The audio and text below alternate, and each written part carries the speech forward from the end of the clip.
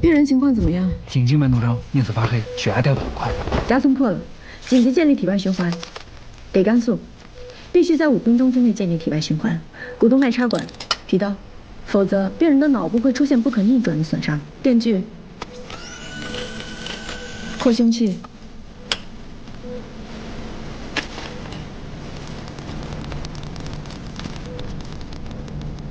2分50秒。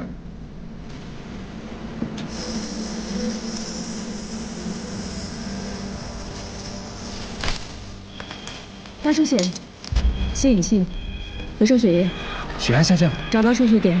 3分40秒。开体外循环，血压降至临界点。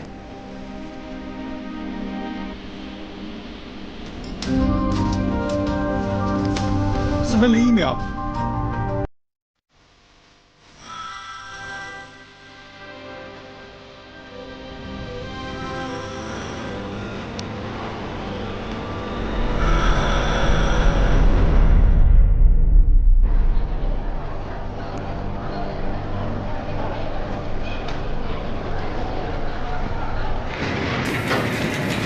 昨天晚上啊就不该吃那个芒果，夜班居然站了一晚上，我脚都肿成馒头了。关芒果什么事儿啊？芒果摘一个芒字，他呀得罪了夜班食神。那按你这么说，值夜班就只能吃咸鱼了？副市长，咸鱼太贵，只要别约成大出血和停心跳的，就是每天吃咸菜为之罪。就你迷信。哼。副市长。 你说他能坚持多久啊？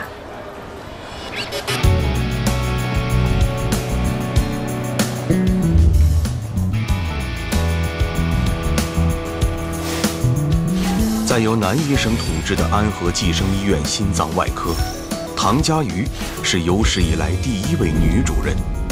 自她空降以来，院内便议论纷纷，什么闲言碎语都有。不仅如此，分给她的4名下属。 也都是心外科的麻烦人物。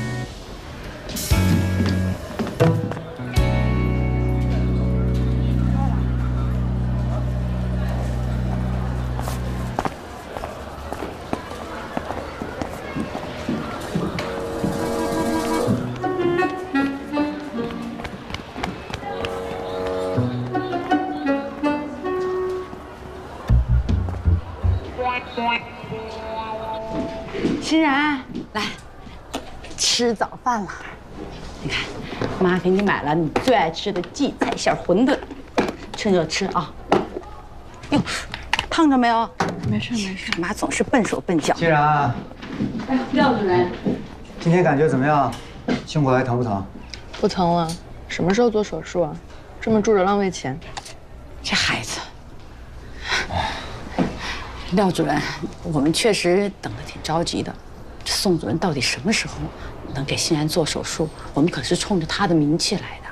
宋主任最近确实很忙，不过欣然也没在急性发作期。你放心，如果能安排手术啊，我们会尽快安排的。好。我不知道他们有没有跟你说，手术要分2次，费用不低。我已经把房子卖了。 只要能救我闺女，钱不是问题。欣然啊，你好好休息啊。哎，对了，廖主任，这又开了2张检查的单子，您给看看，是今天要做吗？检查不是我开的呀，你们开的？我开的。主动脉夹层病情随时会出现变化，需要最新的检查结果才能做出最准确的判断。您是？这是我们医院新来的。 唐佳瑜，唐主任管我们整个心脏中心。唐主任，我姓唐，今后是骆欣然的医生。哎，廖主任，跟我手下的人交接一下吧。什么意思啊？不好意思，借过一下。感觉怎么样？刚问过了。老秦，什么情况？这你还没看出来啊？上面旨意重新分配病人了。等会儿，这什么情况啊？病人是冲着宋主任来的，你这样合适吗？廖主任，这是病房，有什么事儿我们回办公室说。来，欣然，咱们走。2只手同时握我的手，用力握。欣然，用力。左手的力道比右手弱。这种情况有多久了？昨天洗澡扭到了，没事儿。把2只手同时举起来，我看一下。欣然，配合。举起来。廖小波是我得力干将，骂他就等于打我的脸，这是杀鸡儆猴。用个外人做中心主任，这实在心不痛。周峰，我可好心提醒你啊，已经激起民愤了，现在换人还来得及。换谁啊？换你吗？又不是没试过。你做代理主任3个月，连着3起手术后并发症。宋保德，那3封投诉信还在我桌上，你要看吗？心脏手术并发症本来就不能完全避免，是概率问题。我在安和辛辛苦苦像老黄牛一样干了20年，他从国外回来，一天活没干就取我而代之，你说我这面子往哪儿搁呀？啊？你呀，想太多了。唐佳瑜是科梅德医疗中心炙手可热的外科明星，我们安和心外需要这样的手术强人来压阵。你擅长的是科研和论文，这大家都知道。还有，今天我重新分配病人，那也是为你好。骆欣然的父亲3年前马凡综合征猝死，那是遗传病，现在轮到他女儿。还有记者要报道这件事情，像这种容易引发社会热议的病案，万一你失手了，对你的损害不更大吗？再说，你做的还少吗？你看看你给他找的那4个手下，哪个是省油的灯？她是我前女友的事儿，你也敢辩？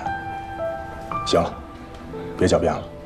我和她的关系，我跟院长已经汇报了，医务处也有备案，所以，我丑话说在前头，如果有人在背后搞小动作，我绝对不会袖手旁观。那既然如此，您就先看看这份东西，然后再决定要不要袖手旁观。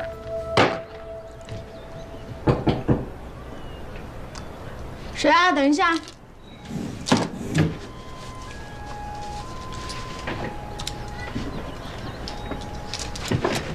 进来吧。唐主任。啊。骆欣然的检查结果，电脑上现在已经可以看。这个办公室以前是宋主任的吧？您怎么知道？他的风格。哦，刚才我大概看了一下，跟刚收入院的时候变化不大。这手术是不是不用急着安排？正好相反，帮我约下明天一早的手术室。David 的手术加全主动脉置换。全主动脉啊？有问题吗？没问题。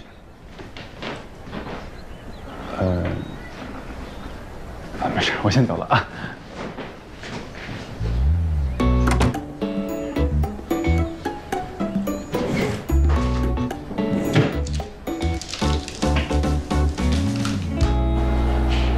宋主任，我跟你汇报一下，骆欣然明天手术，戴维加全主动脉置换。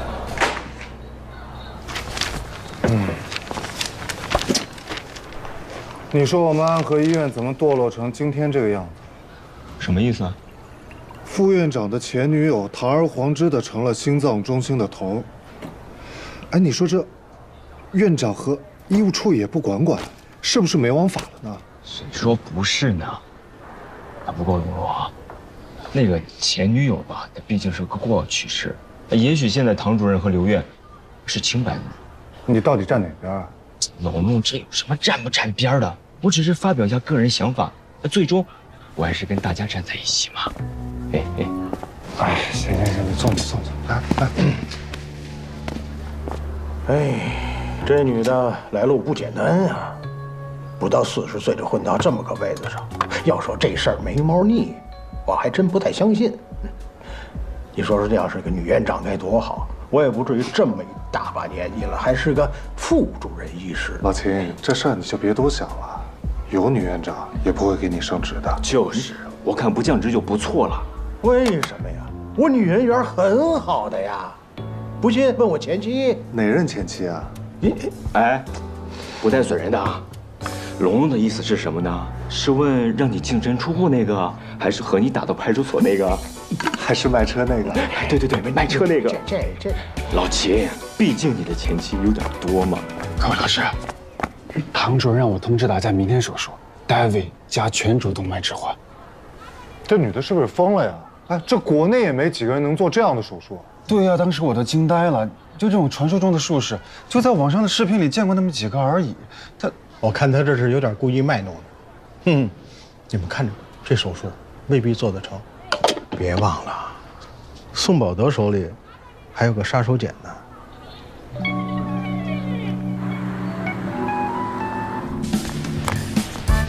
叶主任，神外崔主任给我们手术室打电话，说下午3点有一个病人要做巴比妥诱导昏迷，问你有没有时间去一趟。好，跟他说我会准时到。好嘞。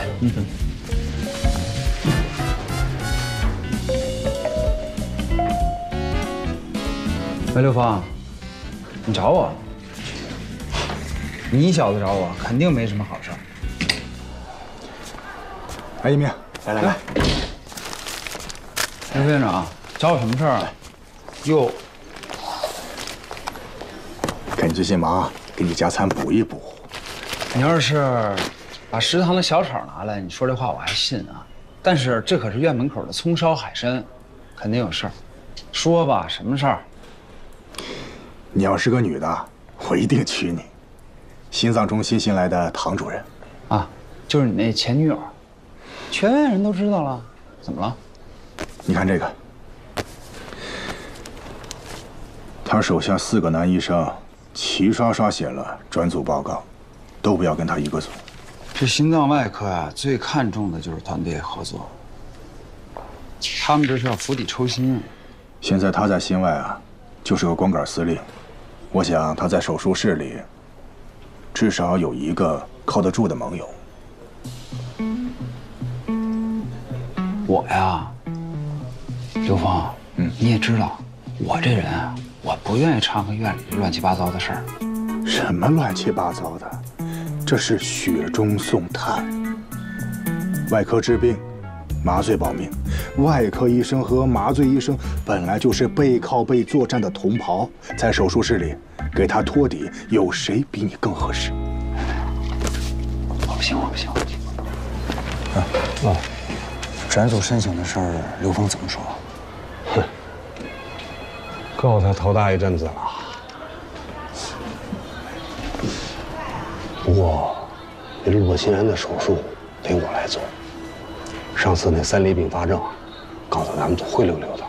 这次啊，借着记者来采访，好好宣传宣传，咱们得扳回一局来。可那个女人有刘峰撑腰啊！我最讨厌这种靠男人上位的女人。我可是老主任的弟子，嫡传的，在这家医院，谁不给老主任点面子？可是老主任的性格，他能管吗？会不会管得我说了算。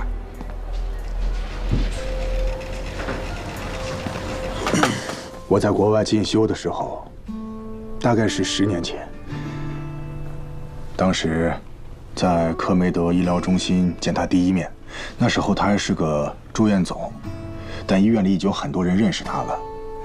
第一次见到这么光芒四射的一个女孩子，在手术台上，她一下就把我给征服了。后来我回国了，冷静地想了一想，她天赋比我高，而且一心扑在手术上，这样的女孩不适合当老婆。但是这些年呢，我一直在关注她在国外的发展，看到她一步一步成为科梅德中心的外科明星，这证明我的眼光没错。而且我相信，安和心脏中心想更上一层楼，她必不可少。所以啊，为了医院的发展，你帮帮她。你跟我说了这么半天，不还是为了这事儿吗？你看啊，你的故事呢，我也听完了，这饭呢，我也没动。我呀，一会儿还要去一趟神外那边，我这先走了。3年前你爸的事儿，你可是欠着我一个大人情吧？你可想好了？你确定要打这张牌？哎，我不是没有别的牌可打了吗？我也没什么办法呀，我只是一个普普通通的麻醉医生，我无能为力啊。假谦虚，在安和有人不喜欢我刘峰，但绝对没有人不喜欢你叶一鸣。这样，你先别着急拒绝，先再想一想，行不行？只是想想，不是答应啊。哎呀，你最好了。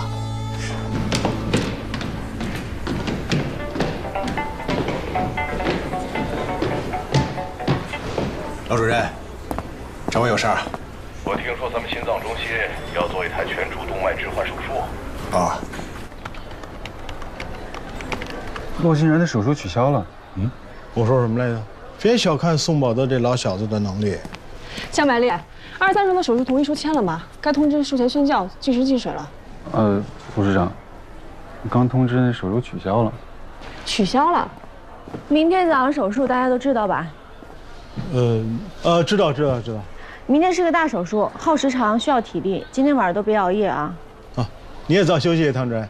明天手术时间。明天见。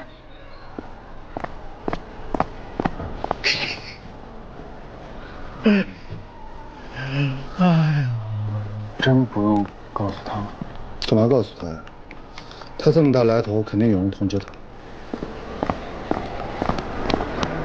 唐主任，护士长，你有时间吗？我想跟你说个事儿。什么事儿？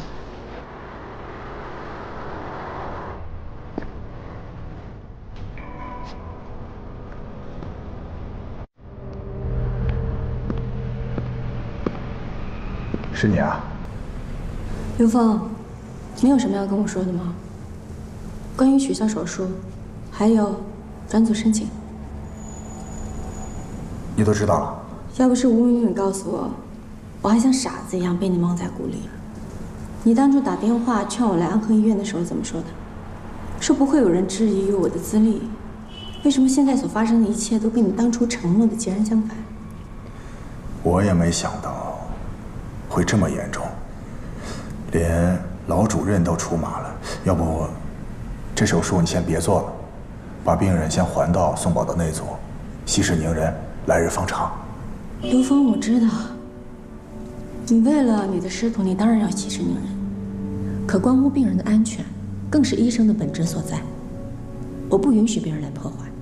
这一次，我绝不让步。那能怎么办？我该想的办法都想了。你不要忘了，我是放弃了科梅德的职务回来的，这一仗我不能输。我需要你帮我。说吧，只要在我职权范围之内。进行一次全科病案讨论，我跟宋宝德分别说出自己对于这个病例治疗的手段，让患方自己选。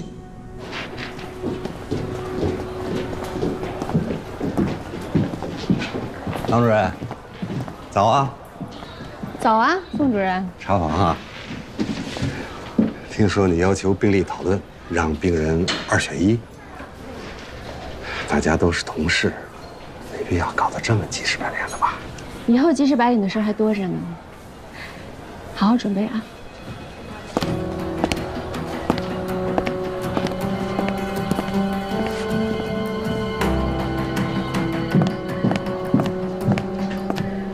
哎呀，主任，听说手术取消了。哎，你看看，提前也不跟咱们说一声，这孩子一宿都没休息好啊。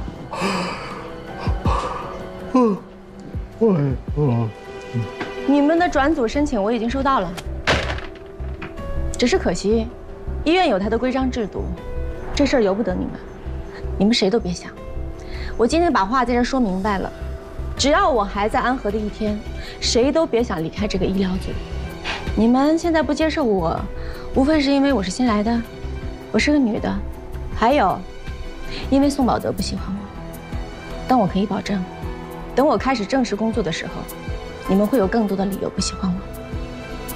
等一会儿病例讨论，谁都别给我迟到。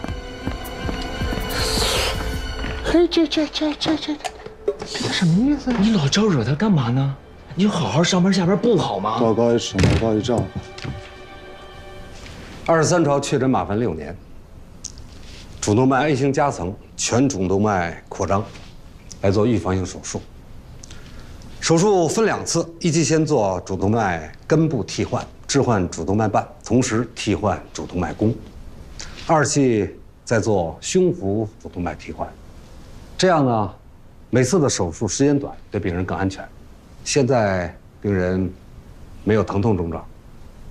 所以呢，我建议让病人先住几天院，把身体调到最佳状态。我说完了。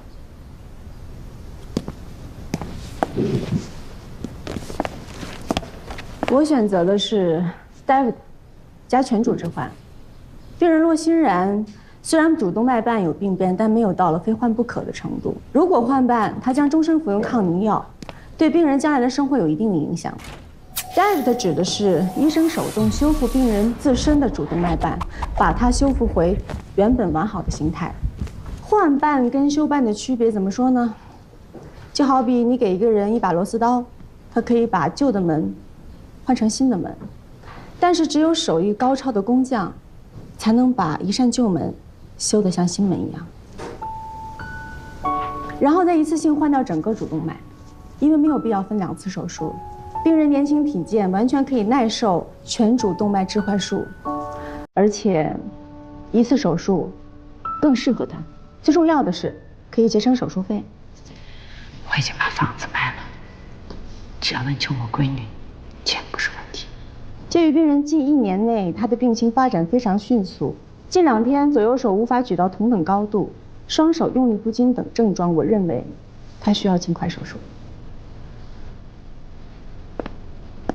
全主置换是心外最难做的手术，国内能做这样手术的医生也屈指可数。唐医生，为病人考虑，多调养几天没什么不好。再说了，病人没有胸疼症状，干嘛着急做手术啊？主动脉夹层是个不定时炸弹，随时可能破裂。一旦破裂，病人会有生命危险。宋主任，没人有100%把握它不会破吧？100%把握没有。 不过我愿意做全主动脉置换。欣然，妈，我要唐医生做主刀。咱们再商量商量，好不好？刚医生都说了，现在不尽快做手术，夹层破裂有生命危险。我不想像爸爸一样。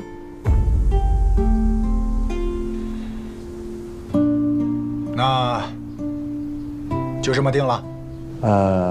刘院长，我建议。 将这台做公开手术，让大家好好跟唐主任学习学习。有问题吗？可以啊，可以做公开手术，没问题。护士长，带病人做术前准备吧。好。欣然，是。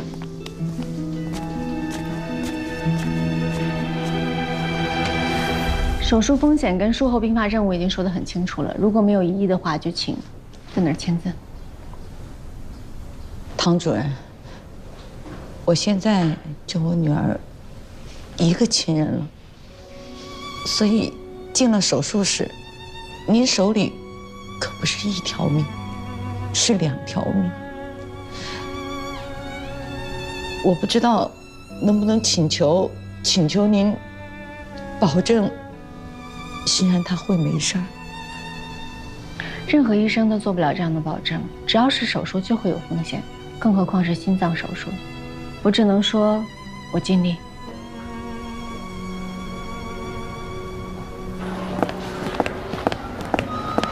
唐主任，岳主任，有什么问题吗？家属对病人的情况很担心，您能不能稍微的跟他们详细的讲一下？ 这个手术得10几个小时，他们在外头实在太煎熬了。如果让他完全理解这台手术，需要读8年的医学院，和做10年以上的心外科大夫，所以我有必要费这口舌吗？我不是这个意思，我就是说，我知道你的意思，你是替病人家属考虑，但是我不是那种说话亲切、做事面面俱到的医生，我是另外一种，让病人活下去的那种。在手术台上，最大程度地展示我的专业性，救病人的命才是对他们负责，其他的我没有心情顾及。如果没有其他事儿，我去准备手术。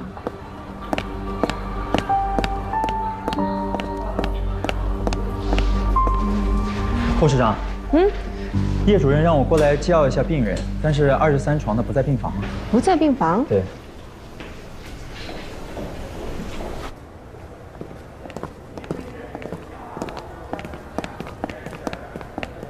陆欣然，你怎么在这儿啊？你坐下。你不是应该在手术室吗？我选你当主刀医生，作为回报，你答应我个事儿吧。什么事儿？要是我治疗效果不好，术后并发症，你就别救我。我知道你在跟那个老头医生竞争，所以你要是不答应我，我就不做手术。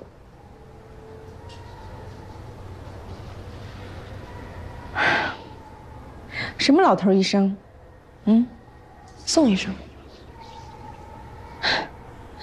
你说这句话，我真希望他本人能在这儿听见。所以你能答应我吗？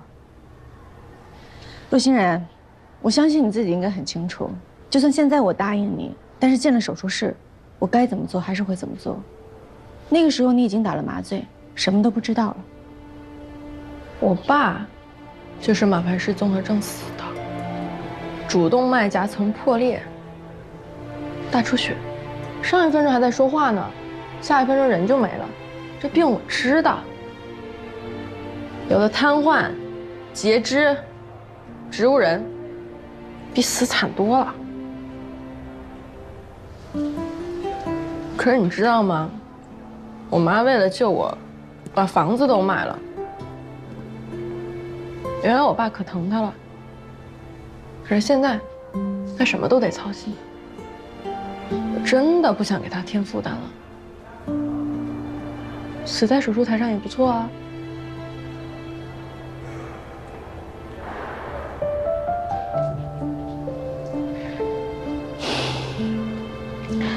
陆欣然，你现在才只有16岁。16岁？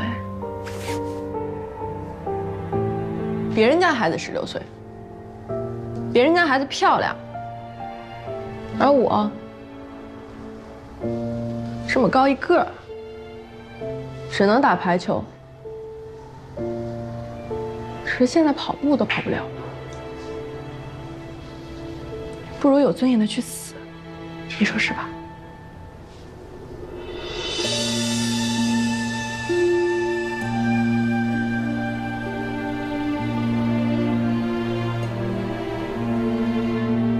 你别把我说的话不当回事儿啊！我很认真的，拜托你了。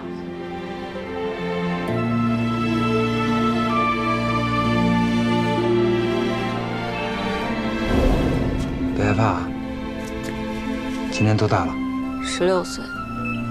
行，睡一觉就好了。可以给药了，肌松药10毫克，安定10毫克。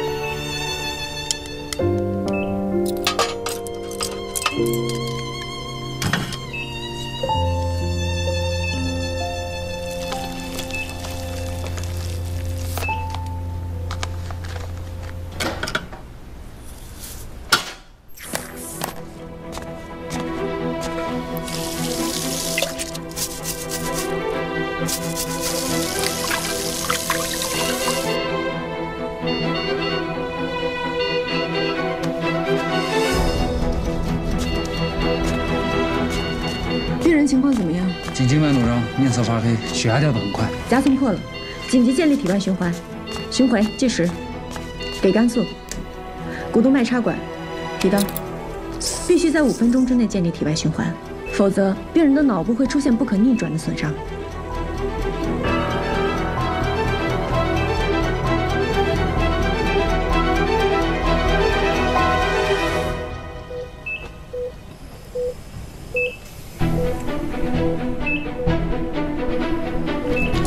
输血，吸引气，回收血液。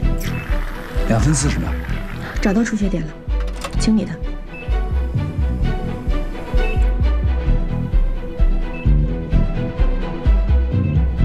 3分50秒。开体外循环。转机。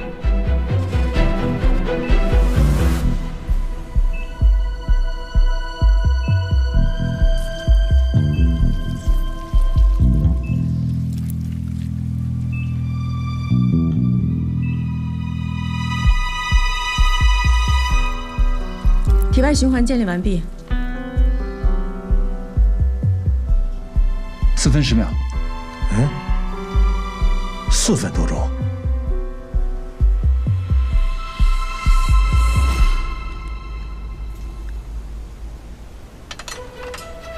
我真的不想给他添负担了，死在手术台上也不错啊。开始手术吧。麻醉，今天一定要注意病人的脑保护，注意术后并发症。明白。组织前。冰帽。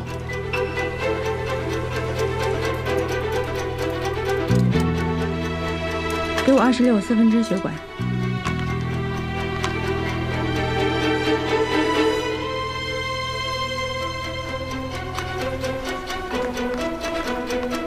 来，缝合。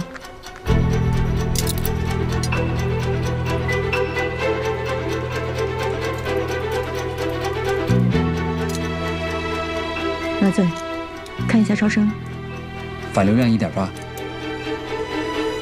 1.8，没问题。这么小的反流量可以正常生活，算是很理想的结果。这么高一个儿，只能打排球。可是现在跑步都跑不了了。有反流就不能跑步了。唐主任，你说什么？已经不能打球了，必须把跑步保住。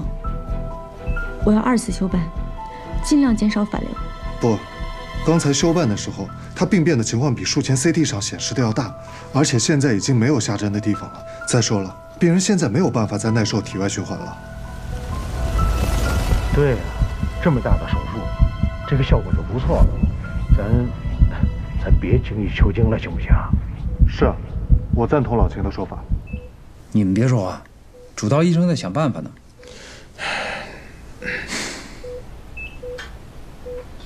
心脏不停跳，我试着从主动脉外面修复它的形态。怎么修啊？主动脉内腔是圆的，同样周长，圆的面积最大。只要从外面补针，把内腔从圆改成非圆，减少内腔面积，主动脉瓣就有合拢的可能。双头针，4个0的线。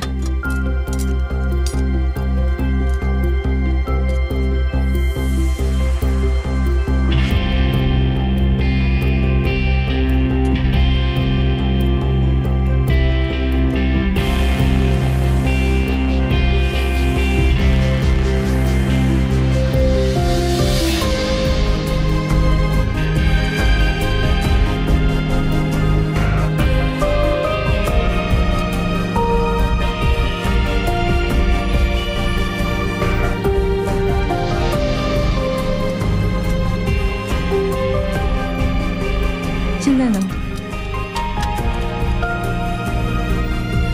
几乎严丝合缝，0.2反流。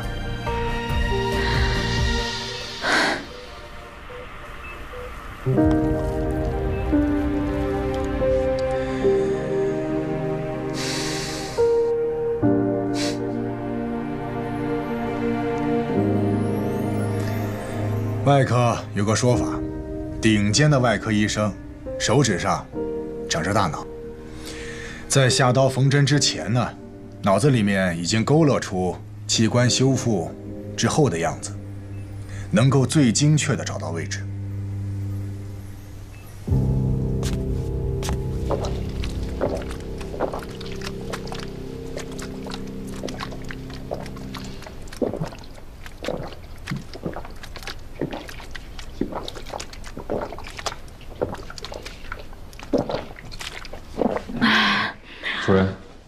病人醒了，醒得还不错。嗯。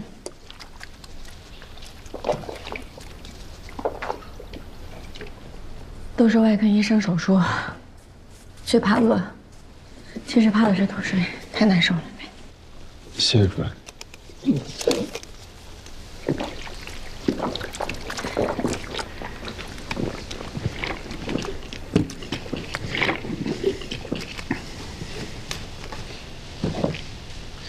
主任，我能问你个问题吗？问吧。洛欣然她只是双上肢的症状，您怎么知道是急性期的？坐吧。病人发生任何异常都是身体发出的求救信号。我看了洛欣然确诊之后所有的病例，她的病情进程非常特殊，不是持续恶化，而是在某几个点突然间恶化。而且她年纪这么轻，居然已经发展成全主动脉扩张了。我猜，她现在手部的症状应该是又一轮恶化的开始，而且会有极少的病人会像她一样经历无痛型急性期。所以你才坚持要尽快做手术，对吗？主动脉无小事，虽然我不能100%确定，但我不敢冒这个险。主任，我想跟您道个歉。昨天其实是我跟宋主任说的，才导致了手术被停。我就差点害死了病人。因为你不知道他是急性期发作。我想着，就是您刚来医院嘛，你就是想急着证明一下自己。但今天在手术室，我才知道您真的是挺厉害的。将来有机会可以教你。谢谢主任。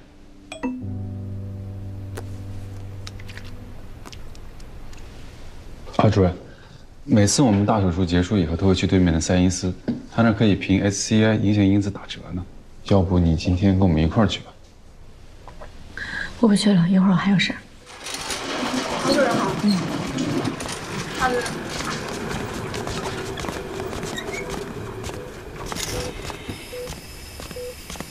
我跟病人单独待一会儿。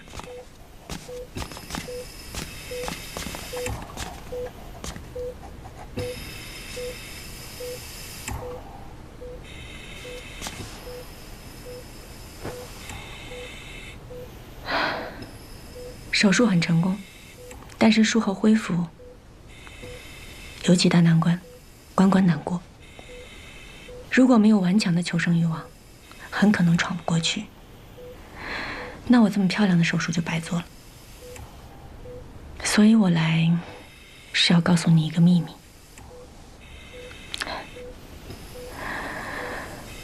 我8岁那年，我爸爸死于心脏病。他死的时候，身边只有我一个人，所以那个时候我就知道，没有一个人可以走得很体面。后来我做了医生，救了一个又一个人，也有很多人死在了我的手术台上，但是没有一个人是毫无价值的废物。无论是美丑的、聪明的还是笨的，有钱的还是穷的，每一个在这个世界上存在的人，都有他存在的意义。你就是你妈妈独一无二的女儿，你的生命甚至比她自己的生命还要重要。所以洛欣然，我要告诉你，每个人的生命只有一次，所以不管你遇到任何的困难，都不应该轻易放弃，明白吗？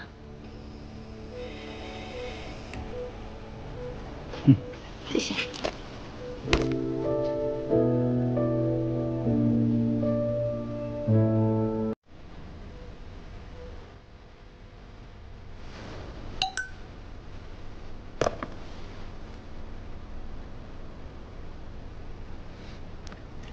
Yes， 这个高度正好，用吧。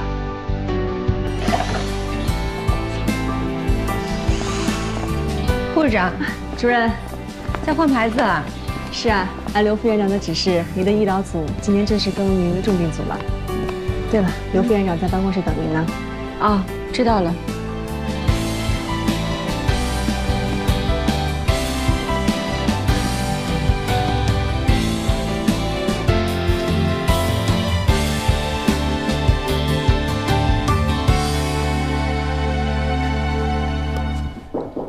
进。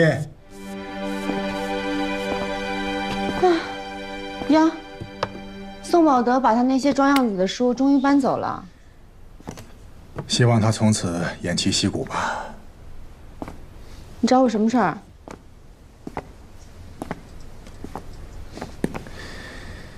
有项技术，在国外已经发展很多年，但在国内临床试验上是空白。我找你回来，就是想让你主导研发，用于临床，有完全知识产权、完全国产化的全磁悬浮人工心脏，怎么样？啊？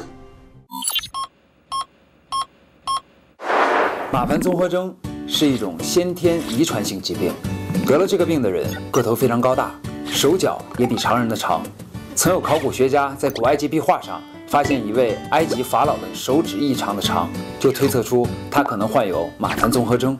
马凡综合征最致命的病变是在心血管系统，以主动脉瘤和主动脉夹层最为常见。比如美国的排球名将海曼，就是因为马凡综合征导致主动脉夹层破裂而猝死在赛场上的。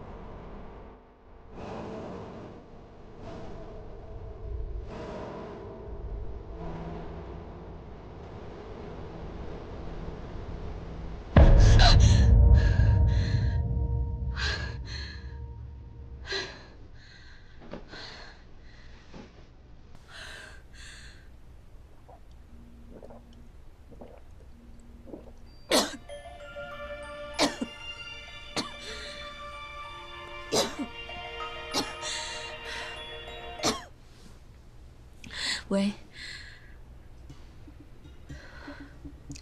必须马上煮血，我很快就到。情况怎么样？唐主任，这还没开胸呢。还没开胸？电话里秦大中不是说大出血吗？主任，这个病人情况还比较稳定，就是一个急诊夹层，可能是120那边搞错了。不好意思啊，麻烦你白跑一趟。来都来了，我上台搭把手吧 ，CT 给我看。不用，哎呀，我也不是很累，就是昨天值了一个20天的夜班，哎，怎么着也是睡了会儿，哎，也不是太困，你还是要上？哎呦，那既然这样的话，主任做这台手术肯定做得更稳，那就麻烦你啊，那我下班回家了。你先别走，秦大中。这2天江百烈一直值一线，都长黑眼圈了。今天让他回家休息，你顶他。让我当2助？主任，我没事的。你不是不困吗？我是不太困，就是我这手都脏了，这还得重新洗手，太麻烦了啊。那你还愣着干什么？刷手机。病人情况？哦，对了，秦大中，又怎么了？今后再有这种情况，没有搞清楚病情，不要给我打电话，不然我永远让你做2助。急诊夹层，现在一切状况正常。叶主任，可以开始吗？可以了。手术刀，电刀，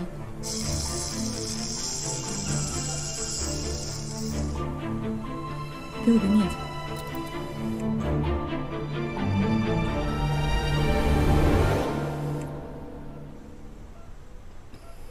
可以了。主任，急诊夹层，病人情况不好，需要立马手术。这个还没做完呢，又来了一个。不是一个，是3个。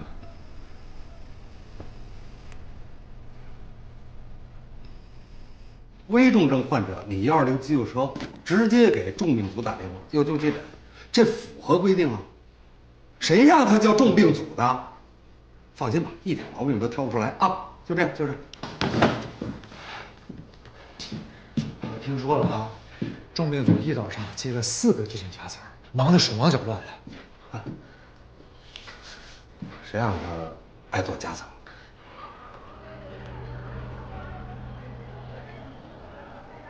哎呀，叔，您不饿呀？快1点了。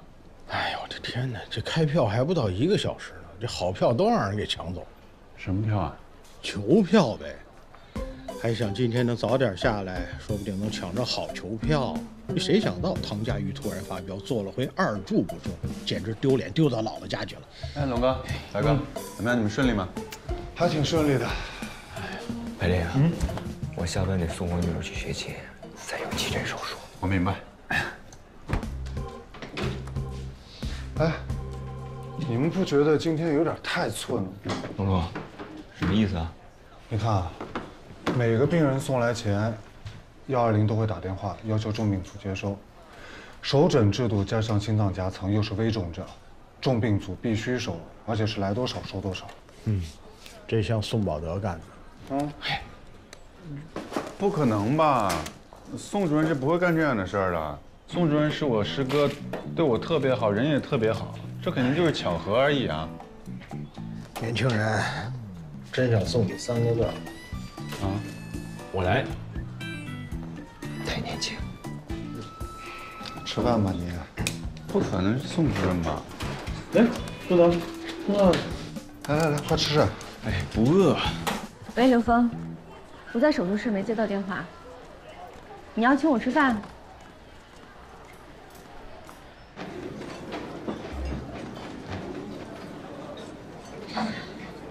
吴峰，这是你说的工作餐。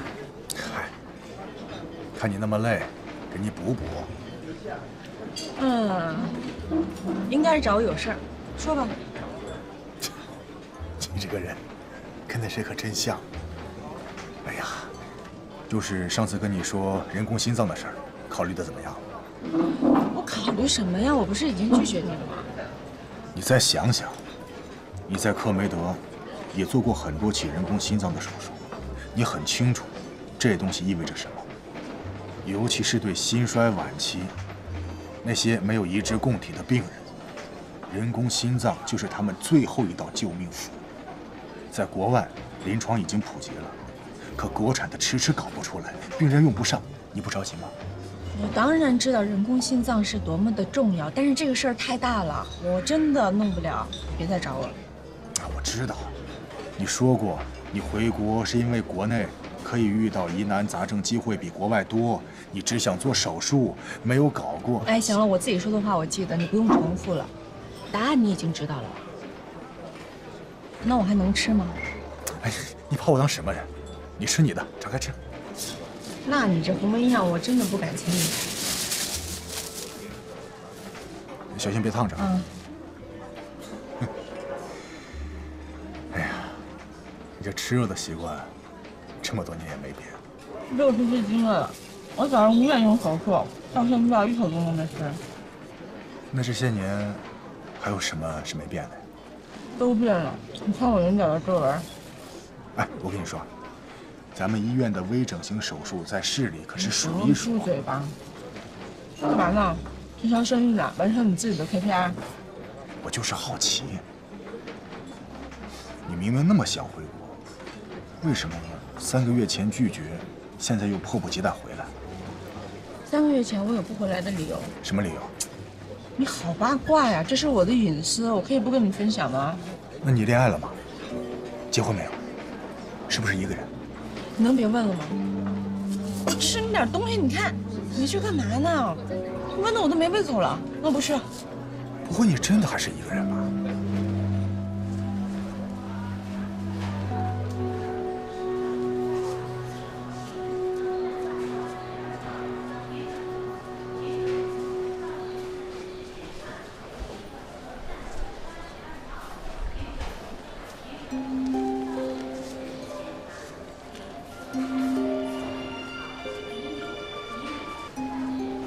喂，好，我马上过来。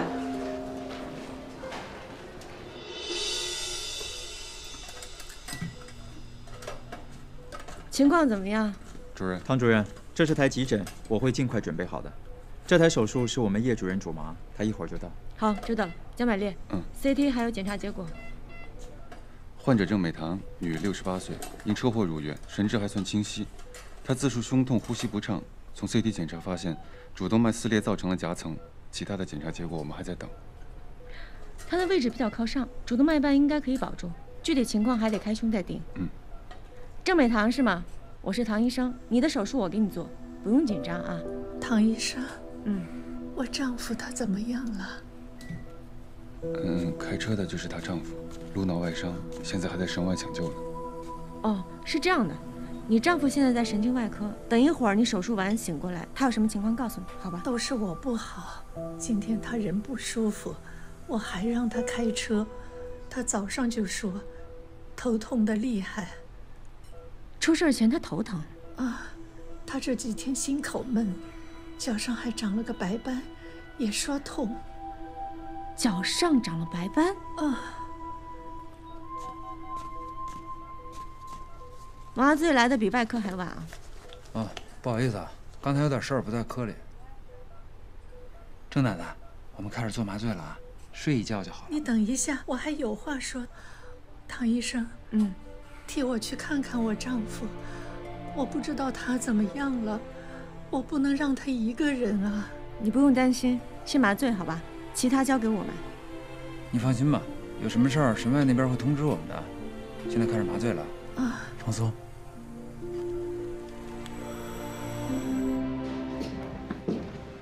哎，你跟唐佳瑜说是宋宝德捣的鬼，他居然没炸。哎，没炸，一点都没炸。还跟我说让我认真手术。你说奇了怪了，当初抢洛心妍的手术，他火气那么大，嘿，这回被整了，他反而怂了啊！你说这女的也够厉害的，我小腿肚子都麻了，她一天做几个夹层？兄弟们，今天又是特别充实的一天，救了5个人。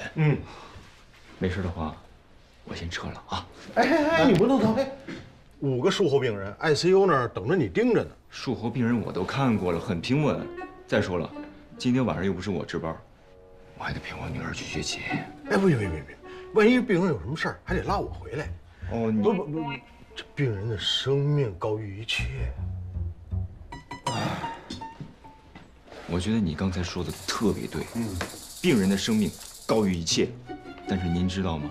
还有一件事儿也高于一切，就是陪我女儿去学琴。哎，走喽！嘿，哎呦，你说这个周达啊，就知道老婆孩子热炕头，胸无大志。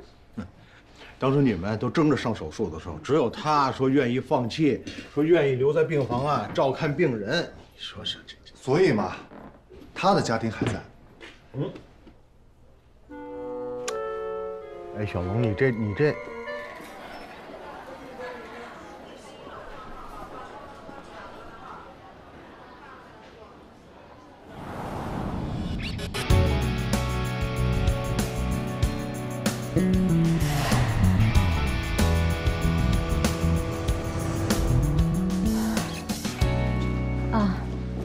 你们好，我自我介绍一下，我是心外的唐佳瑜。我知道你是谁，说吧，什么事儿？那我直说了，于江平因为车祸在神外抢救，据说现在已经脱离危险，转回病房了。我们心外有个病人叫郑美棠，是于江平的妻子。据她的描述，我怀疑于江平很可能患有心脏疾病，所以能不能让我给她做一个检查？可以啊，把会诊单给我看一下。没有请会诊，是因为病人跟我这样说，所以没有会诊单，你怎么能看我们的病人呢？我们神外自己的病人，我们自己搞得定，请回吧。那能不能？唐主任，我们听说了，你有抢病人的爱好，但这是神外，我们崔主任说不行，就是不行。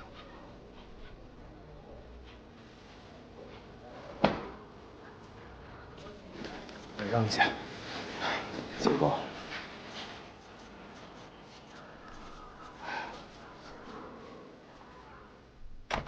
唐佳瑜，你到底怎么回事？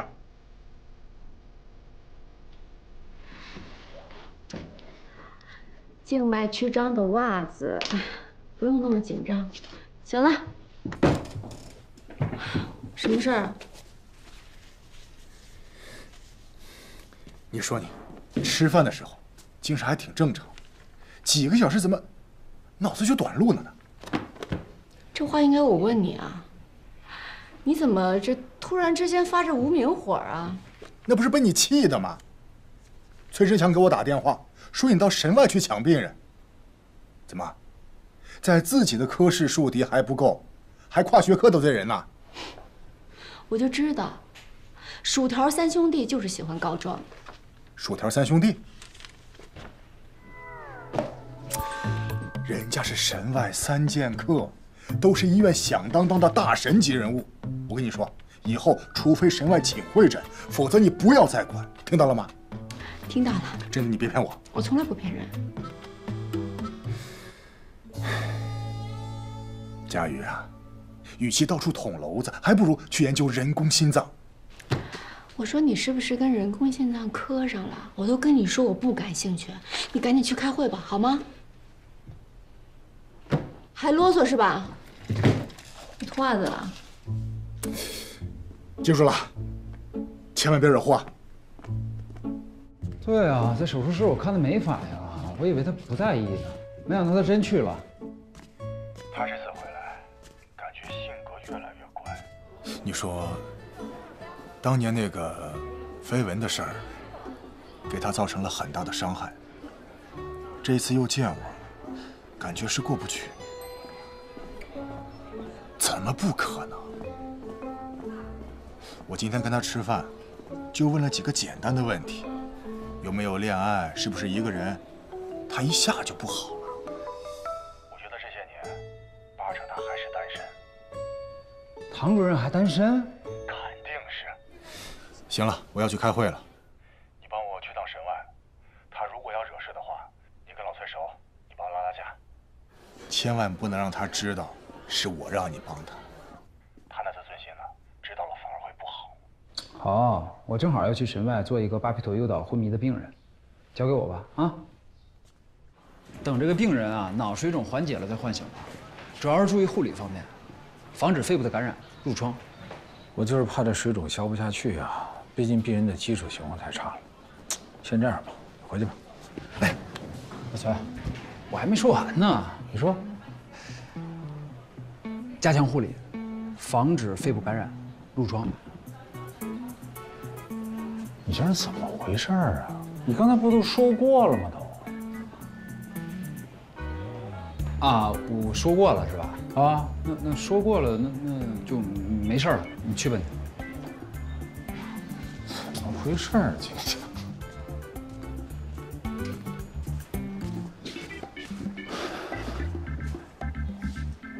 跟着我干什么啊？我没跟着你，我是来看病人的。你别跟着我啊！唐主任，于江平在特5间，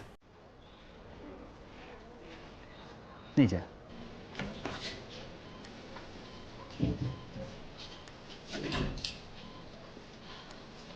方主任啊，我给病人检查一下。老崔，不是你怎么还没走啊？我这不是还没说完呢吗？哦，你说，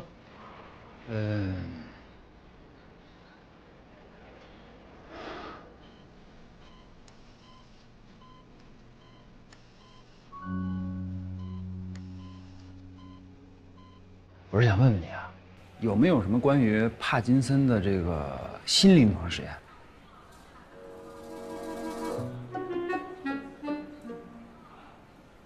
我知道，你原来是为这个事儿啊？你怎么不早说呀？你爸现在情况怎么样了？去年不是在外院做了脑深部磁激术以后，他就是，别学我爸。这震颤改善了不少，但是走路的姿势还是那样，得吃药控制。你放心，只要咱们医院有新的临床实验，我绝对第一时间告诉你。谁让咱们俩是哥们儿，对不对？还有啊，这事除了你和我，医院还有别人知道吗？除了我们家里人，就你和刘峰了。我感动啊！你把我当成你的家里人。你放心，我这人历来是守口如瓶，我这嘴。崔主任。啊，来了。唐主任，你怎么又跑到我们神外病房来了？我是跟你说，我们神外病房的病人跟你有什么关系？你这是明知故犯，你知道吗？不行，我今儿必须得给刘副院长打个电话。哎，他又跑到咱们上面。别着急，人刘副院长现在开会呢。病人是先出现脑梗，才发生车祸的。唐主任，你是不是把顺序给搞错了？病人是先车祸后脑梗，车祸造成骨折，脂肪颗粒进入血液循环，通过胃壁的卵圆孔进入体循环，造成脑梗，再加上颅脑外伤，我可是辛辛苦苦做了5个多小时的手术，才把这个病人的生命给抢救过来。你有我清楚啊。是你把顺序搞错了。他的太太郑美棠是我的病人，据他描述，于江平在车祸前几天就出现全身难受，而且头疼非常严重。在车祸当天，他也头疼很厉害，本来不想让他开车的，所以我断定他应该是出现了脑梗，才发生了车祸。不管谁先谁后，这个事儿跟你们心外有什么关系吗？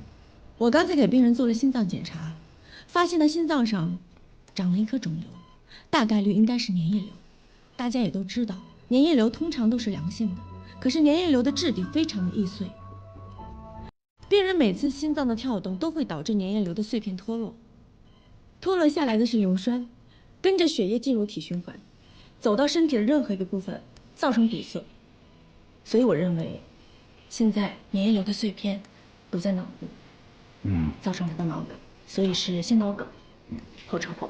唐主任，这是你的猜测而已啊。可以跟你打赌啊，谁赌输了，请对方科室的人喝咖啡。他可跟我打赌。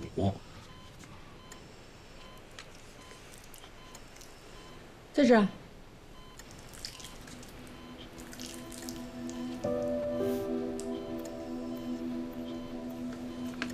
真的是90粘液瘤啊！看见了吧？粘液瘤随时可能再次爆成硫酸。如果2次脑梗塞，病人的存活率就不乐观了。按理来讲，必须尽快手术，但是他刚刚做完颅脑手术，没有办法耐受我们心外必须要上的体外循环，所以他现在的病情是需要尽快手术。可是他的身体不可能尽快手术。你们有什么好的办法吗？唐主任，我们各自想办法啊，我们随时沟通，尽可能保病人，好不好？好，有什么情况随时联系我。你赌输了，明天请我们科室的人喝咖啡，我喝摩卡，双份奶油。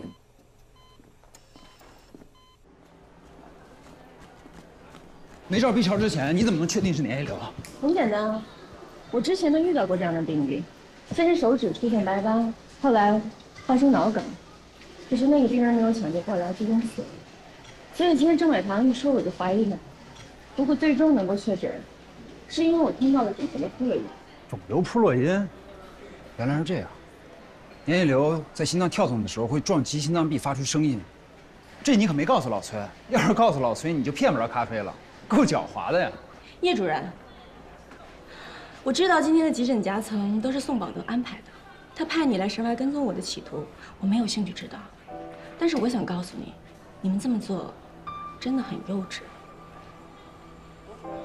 我和宋主任，你误会了。手术室是高危操作，如果对麻醉医生不信任的话，我没有办法安心做好每一台手术。所以今天我会通知你们部门的主任，从今以后，我的手术室你不用来了。可是我主攻的就是心外和神外，尤其是心外。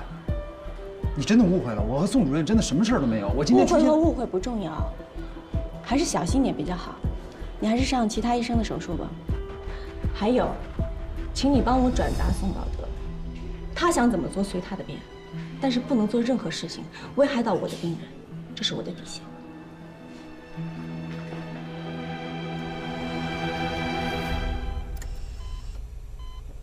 你醒了。医生，我丈夫他……郑美棠，先别激动，听我说，你丈夫于江平的情况是，他现在心脏里面长了一颗肿瘤，这就是他脚趾出现白斑的原因。所以，因为脑梗导致了车祸。正常心脏上的肿瘤只要切除就好了，因为都是良性的。可是你丈夫现在的情况没有办法尽快手术，所以呢，要个心理准备，他2次脑梗的可能性非常大。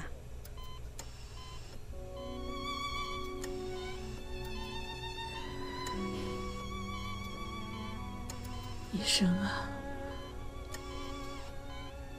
我和他谈恋爱到现在没有分开过，我跟他在一起40年了，没有代沟。你救救他，别激动，请你救救他。不要太激动。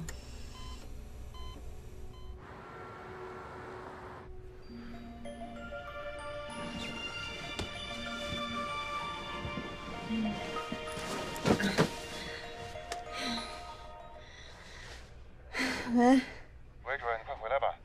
又是夹层吗？不是，是外伤。120打电话给值班室，要重病组接诊。主任，秦主任让你快来，说他搞不定。我知道了，马上过来。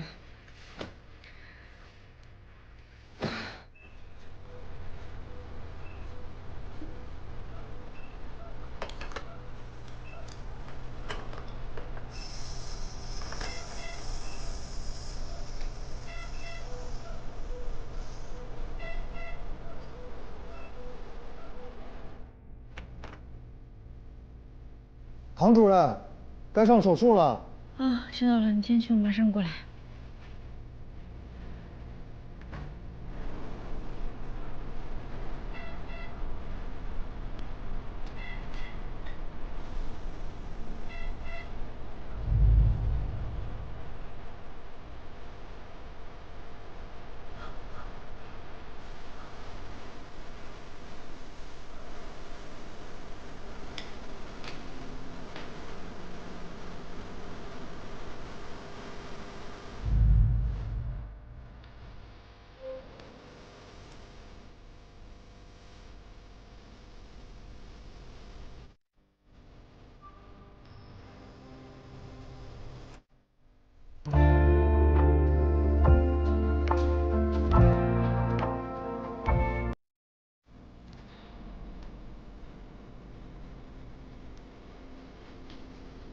像他这样连轴转，我真怕会出事儿。劝他好几次了，让他分病人，别的组也愿意收。不就服个软吗？这几天看起来大家也能够理解，但他就是不听，还让我不能管这事儿。他就是跟宋宝德给杠上了，非赢不可。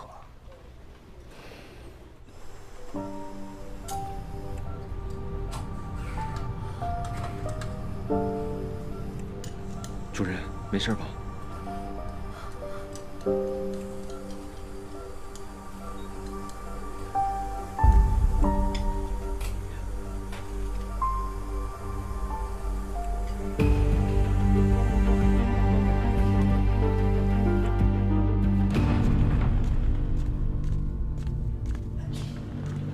主任，哎，楼上东说下一台还是夹层，几号手术室？不用去了。怎么了？病人送来手术室的路上夹层破了，也没救过来，就差那么几步。这个主动脉夹层真的是分秒必争才行。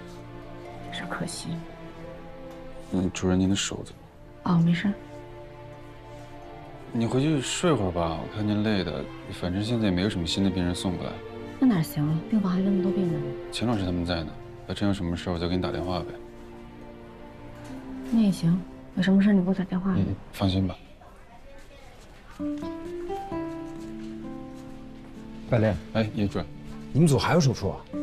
暂时没有了。我看唐主任太累了，我让他回去睡会儿。先走了啊。哎。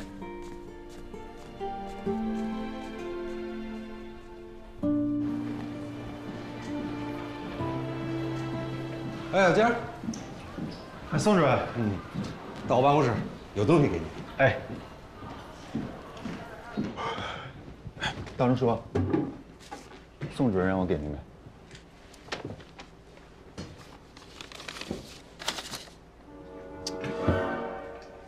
这个宋宝德，一点活路不给人留。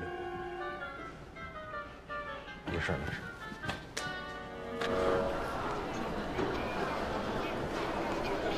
你好，第3诊室。啊。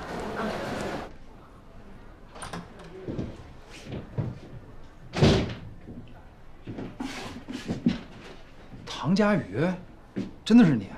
我看挂号系统，我还以为是同名的病人呢，怎么来疼痛门诊了？坐吧。我来看手。手？手怎么了？应该是腱鞘炎吧，有点压痛，行动不便，给我打一针封闭吧。打封闭？看看。疼吗？疼。动动。最大啊！你这个过度劳损造成的，热敷，少用手，不用打封闭，过一段时间就好了。不行，我今天还有手术，我必须保持手的灵活，必须要打封闭。唐主任，外科医生的手，对外科医生意味着什么？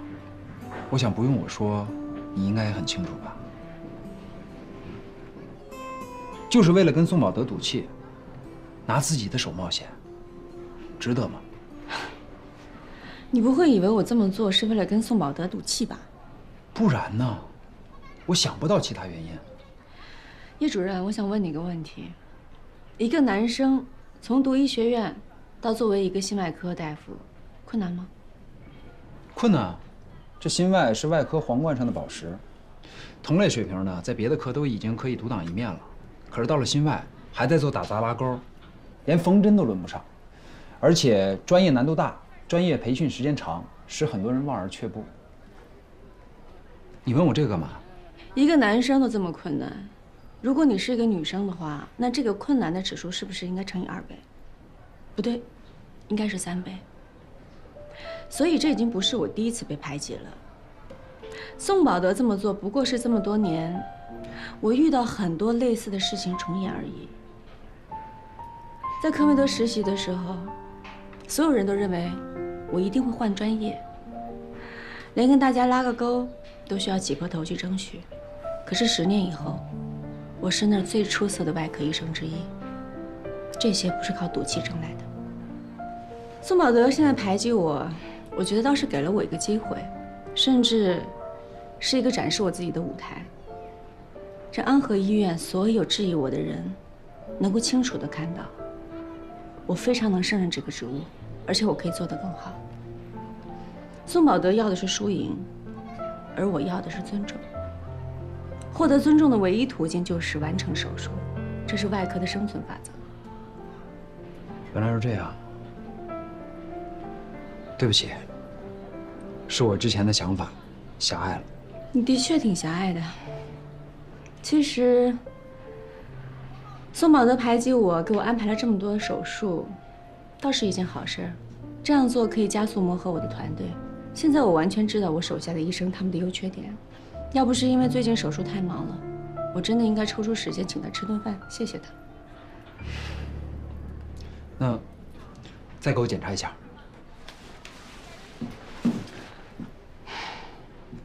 这是怎么弄的？昨天一个人喝多了，不碍事儿，就是不好看。唐主任，这外科医生我见多了，可是像你这样的，你真的什么都不怕吗？我不是不怕，我只是不希望因为我害怕，就堵住了我想去的路。这样的话，我就没有办法进步了，只能原地踏步。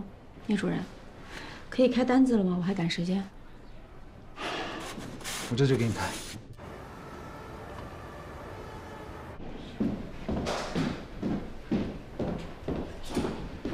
主任，哎，部长，郑美堂找回来了吗？找回来怎么样？生命体征都很稳定，就是情绪不太好，很担心她丈夫的情况。您和省外的人想好手术方案了吗？还没有。休息室给你留了盒饭，你快去吃一口吧。好。哎，ICU 打电话说，怕传上 ECMO， 还没签同意书，催咱们呢。那马上跟江美雷说一声。ECMO。不用体外循环，改用 ECMO， 也能够达到维持循环的目的。这样可以少用肝素，尽量避免病人术中术后脑出血。但是 ECMO 是一个封闭系统，用它的话，心脏不能停跳。那出血怎么办呀？加个快速输血装置，把血吸走，相当于一个心脏不停跳的手术。这是个好办法。可是，也不是很保险。但是多等一天就会增加病人2次脑梗的风险，只能冒险了。当中如果出现任何问题，省外随时介入。那就这么办吧，我怕再拖下去，到时候还有别的事情发生。我想今天晚上手术。虽然我知道最近大家都很累，可是，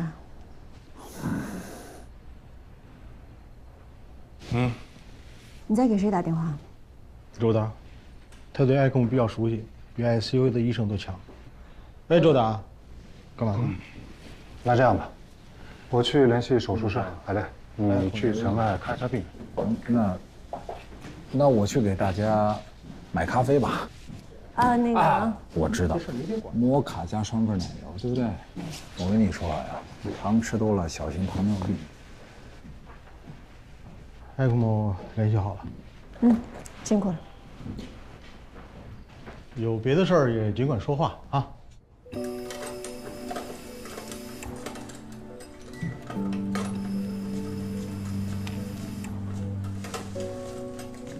今天我值2线班，如果你非不让我做手术的话，你可以让吕潇来做，他是住院医，经验可没我丰富。这台手术你要想上可以上，但是今后希望你不要再出现在我的手术室。可以了。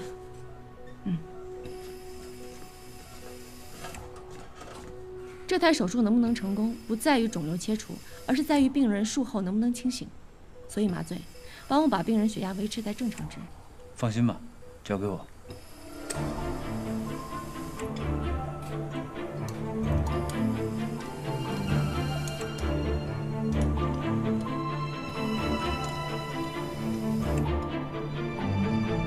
切除完毕。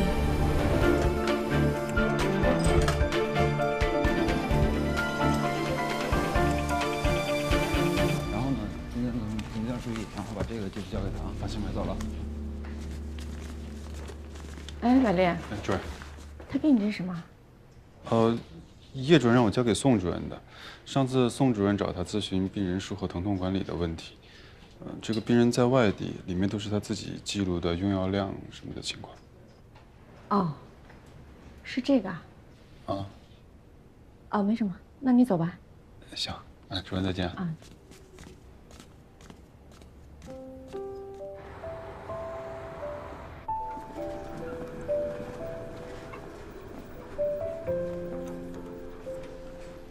老于，没啥。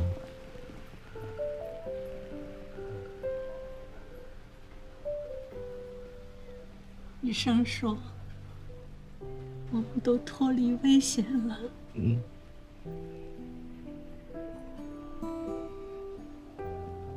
又回来了。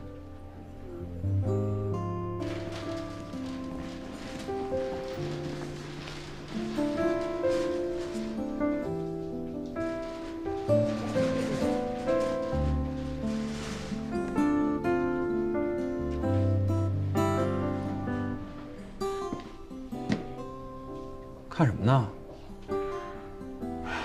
我在想，为什么2个人能在一段婚姻里坚持40年，还这么恩爱，太不可思议了。 2个人呢，在一起生活了40年，并且还能在一场车祸里幸存，这简直就是奇迹了。啊，这个奇迹是我创造的。对对对，都是你。啊，对了，叶一鸣，之前我想跟你道个歉，我以为你跟宋宝德你们之间，还有，在神经外科你为什么要跟踪我？这个嘛，这个我不好讲啊。刘峰让你去的吧？你知道是刘峰让我跟着你的。当时邱仁强要给刘峰打电话。别着急，刘副院长还在开会呢。你说他在开会，后来我才觉得，一定是他让你跟踪我，不然你怎么知道刘峰的行踪啊？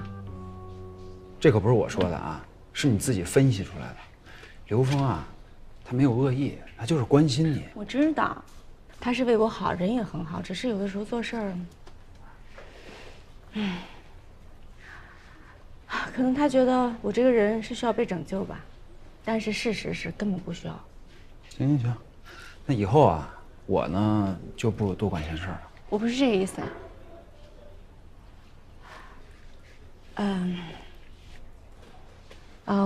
我是想说，我需要一个朋友。我现在这个时期呢，又到了一个陌生的环境，所以很需要一个朋友。你听过一句谚语吗？这个谚语说，一个外科医生，如果只能交一个朋友的话，就必须交跟他同一个手术室的麻醉医生。所以，叶一鸣，你愿意成为我在安和医院的第一个朋友吗？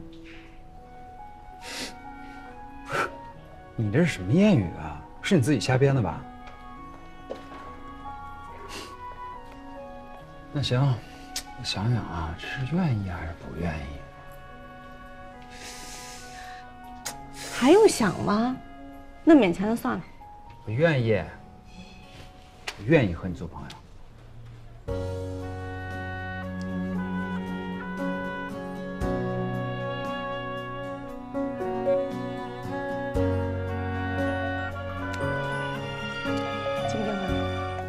喂，好的，知道了。急诊是吗？行，马上过来。我这就过去陪啊。急诊夹层。新一轮又开始了。你手还行吗？好多了，我相信宋宝德坚持不了多久了。一会儿手术室见。手术室见。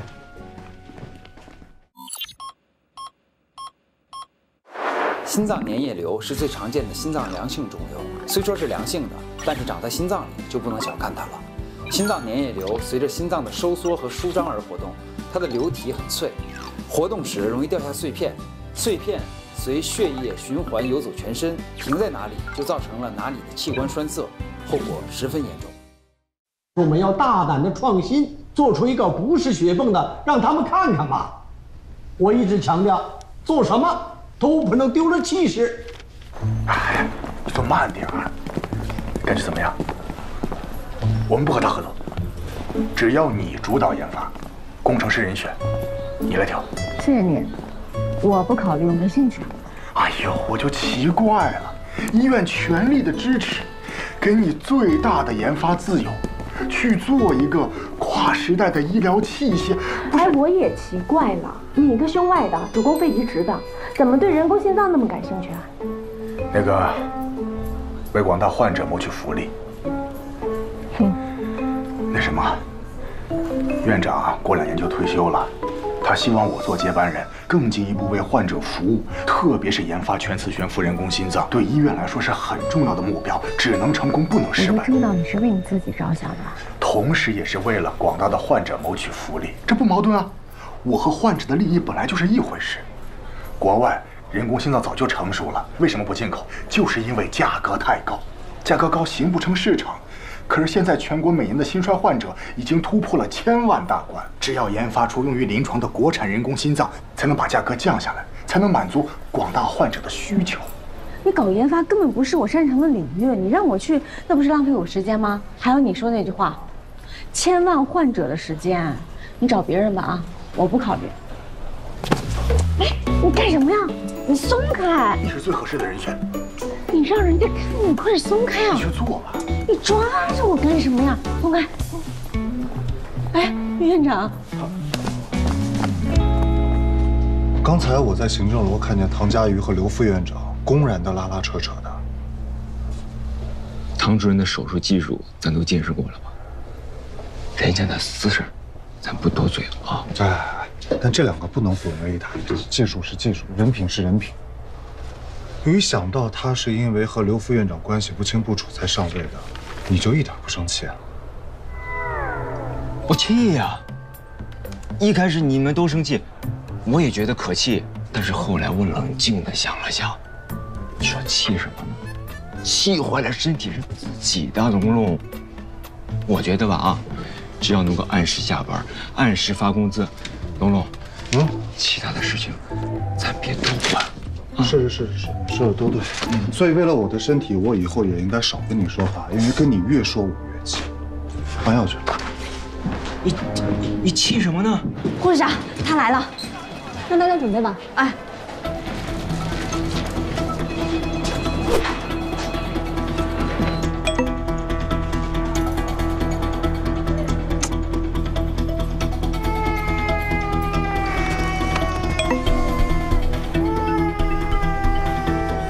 小霞，今天换药不哭，就给你糖吃。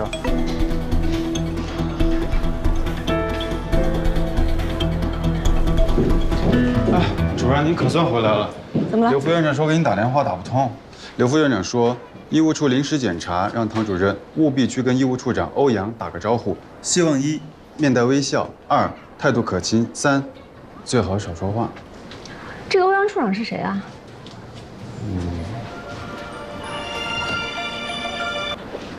喂。今天医务处临检，你要是有时间的话呢，最好能提前去跟医务处处长欧阳认识一下。是刘凤副院长让你打给我的吧？不是啊，是我自己想告诉你的。哎，对了，你去的时候啊，态度好一点，也不用太好，就跟你平时那个态度正好相反就行了。哎，不，我可不是说笑啊。哎，我这有一电话，先挂了。怎么感觉你们都挺怕这个欧阳处长的？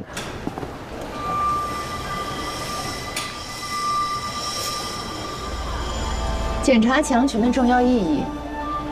心外病人术后需要在走廊多走动，这样有利于康复。病人走路时手可能会扶墙，扶过墙的手又很有可能会接触到伤口，所以不仅是强群，整个心外病区都应该保持干净和整洁。吴护士长还是和以前一样，让人放心。唐主任，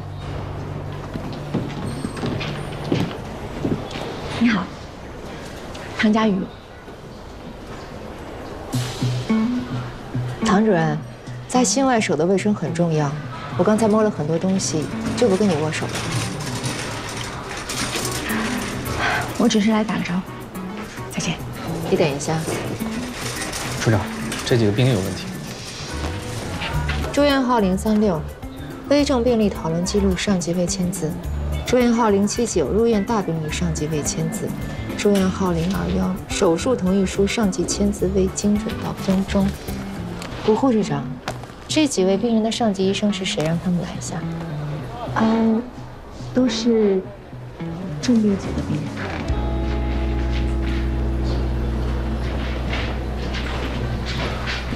不好意思，欧阳处长，可能是最近工作太忙，我忘记签了，我马上去补签。按规定，1个月病例违规超过3次是要扣10%奖金的。扣吧，再见。还有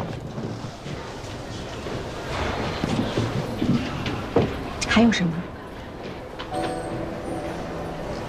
听说唐主任上一份工作的薪水很高，可能不在乎这点奖金，但是作为中心的主任，我有必要提醒你，希望你今后可以以身作则，严格要求自己，为心外的人做一个表率，而不是充当反面典型。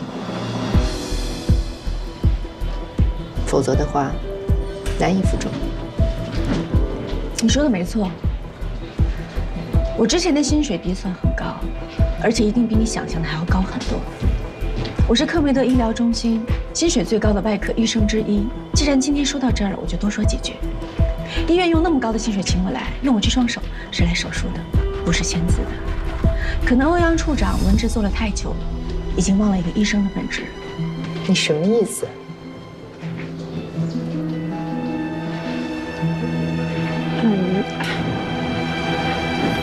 主任，仪式平台来电话，黄雪春死亡供体了。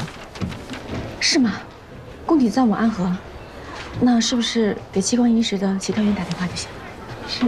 唐主任，欧阳处长，我来只是跟你打个招呼。你想扣钱还是处罚都随你的便，我还有正事要做。你慢慢查卫生，希望今后我们也不要遇见的比较好。再见。不是，主任。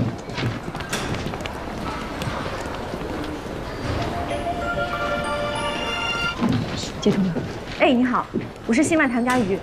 啊，对，器官移植。你办公室在几层？我去找你。你转身。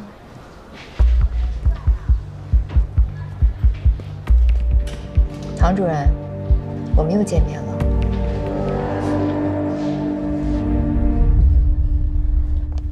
唐医生，好久不见。好久不见。唐医生，哎，又见面。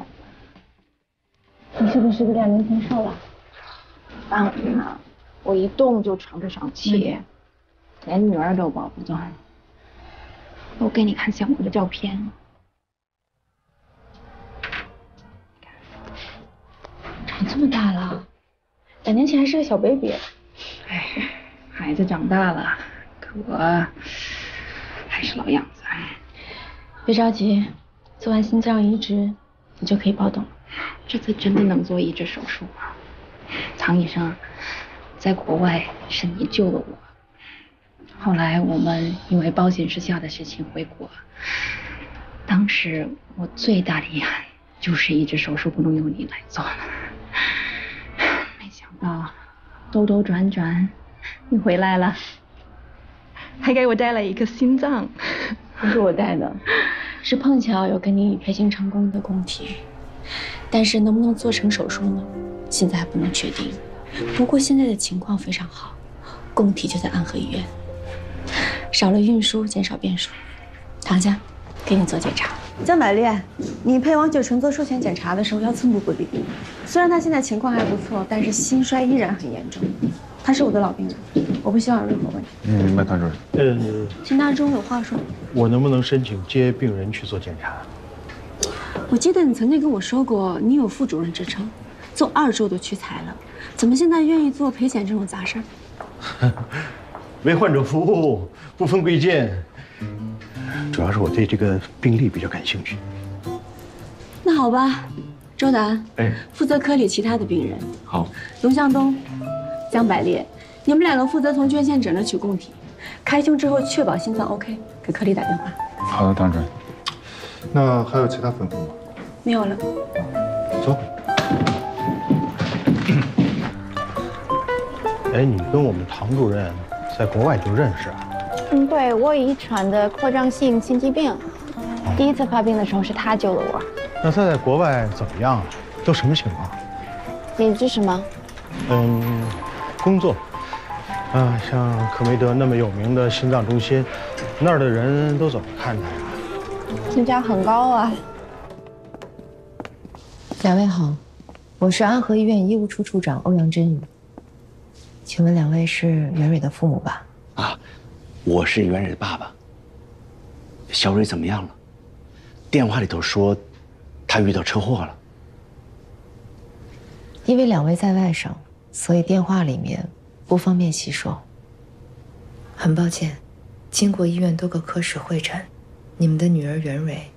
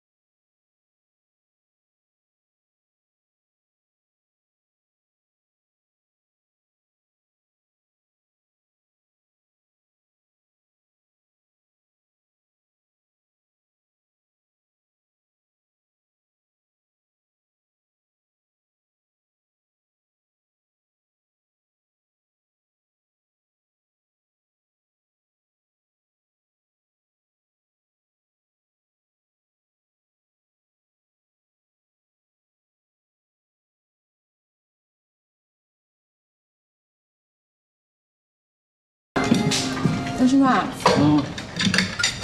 今天拜你所赐，我见了一个特别讨厌的人。那不用问了，一定是欧阳真玉。他为什么那么讨厌啊？他只是性格有点特殊。我跟你说，能在安和啊让人又敬又怕，这人啊肯定就是他。哎，我觉得你们俩性格挺像的，其实以后没准可以成为朋友的。你说什么？我跟他像啊？哪儿像啊？他是个机器人。我跟你说啊，欧阳在安和10年了，他是从医务处最基层做起来的。他刚到医务处的时候，应该没有这么讨厌吧？好像也是这样。啊？那他上级领导怎么能受得了他？院长特别欣赏他。你看他平时工作认真、铁面无私，做事呢有自己的一套原则，从来不动摇，所以大家才这么敬畏他。哎，被你花成一朵花了。喂，说。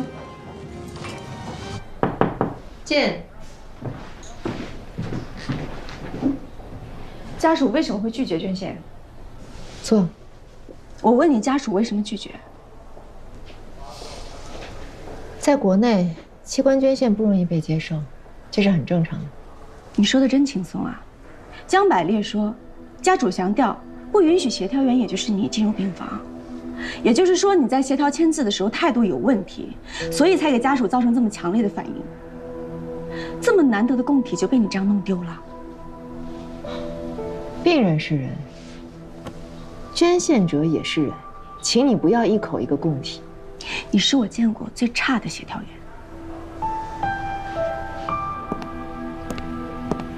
你什么态度啊？想一走了之吗？我搞砸的事情，我来补救。我得盯着你一塌糊涂。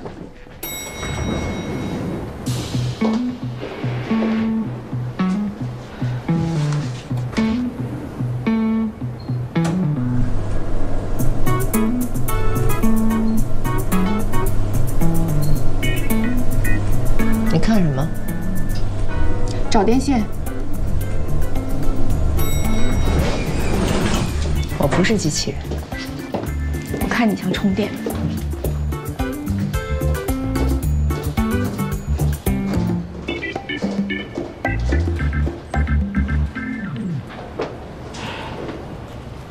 你跟我进去可以，但是要答应我一个条件。你觉得你现在还有资本跟我谈条件吗？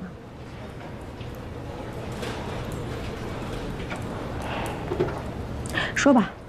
不要插话，你不招人喜欢，我不想因为你引起家属的反感。我不招人喜欢，我可以同意，但是你必须要说服他们同意捐献。这个我不能保证。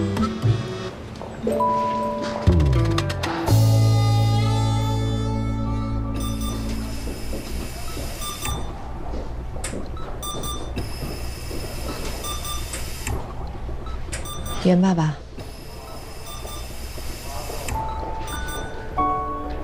到现在，孩子他妈都不愿意进病房看看小蕊。你走吧，我们不会同意捐献的。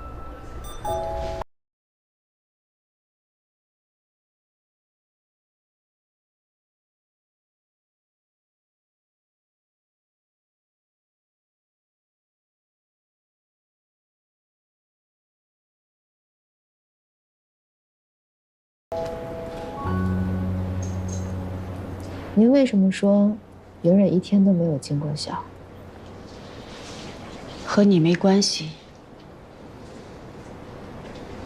她没考上大学，是18岁那年离开家的，跟一个小混混跑了，不学好的东西。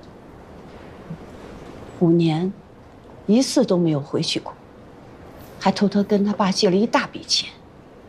这些也就算了。我去年你做了宫颈癌的手术，你的丈夫给袁蕊打电话，希望他能回去看看你，结果你们没有等到他，他回去了。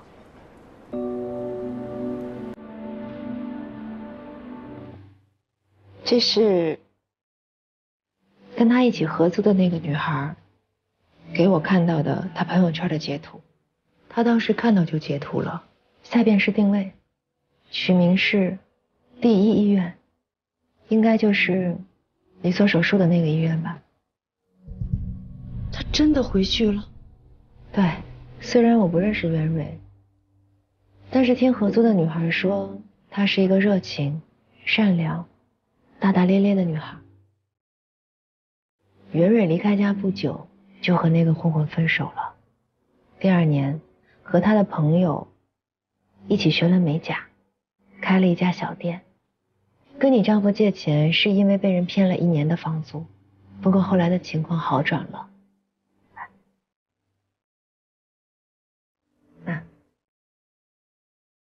就是他们的小店。我在点评网上搜到了这家店，很多客人都说小蕊是他们最喜欢的美甲师，还给了他很多5星的评价。还有这张照片，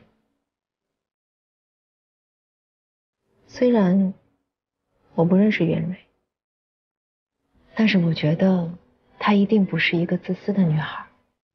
跟她合租的女孩还说，她每个月都会存钱，说存够了就会还给她老爸，等还清了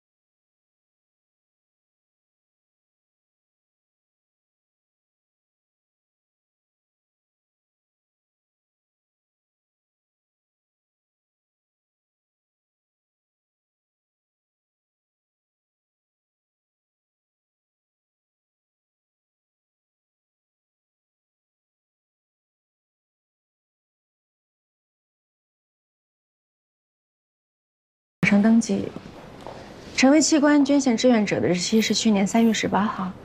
你不可能不知道，为什么刚才不说？器官捐献必须家属心甘情愿，不能有一点道德的绑架和感情上的勉强。对于医生来说，捐献者是供体；对于接受移植的人来说，捐献者给了他们第2次生命。但是对于捐献者的家属来说，他们可能是丈夫、妻子、父亲、母亲，甚至是子女，是血和肉。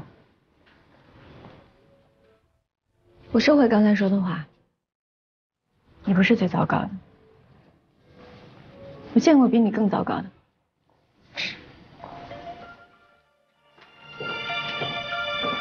喂，主任，袁蕊出现右心衰竭症状，不符合移植要求，被平台从供体名单里剔除了。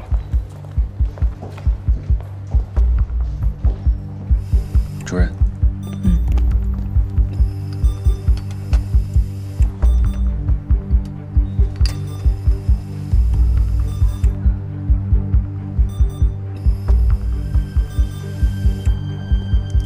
病人这么年轻，之前又没有心脏病，应该是骨折，造成了栓子堵在肺里，我想应该是急性肺栓塞。给。龙向东，你怎么不打了？你说呢？肺栓塞，心脏只会进一步恶化，再用药没用了。龙向东，我不知道你这种态度是从哪儿来的，但现在你给我听清楚了。马上通知手术室开胸取栓，只要栓子取得快，右心衰竭也可以逆转。开胸取栓。主任报告。主任，是肺栓塞。知道了。愣着干嘛呀？快去呀！那没事，我来吧。是这样的，袁蕊出现右心衰竭，怀疑是肺栓塞造成的。为了能够保住心脏，我们必须尽快手术。时间很紧迫，所以我们需要你们同意才能。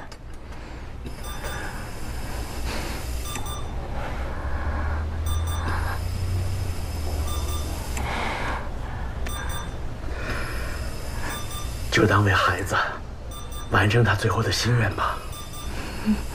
谢谢，谢谢。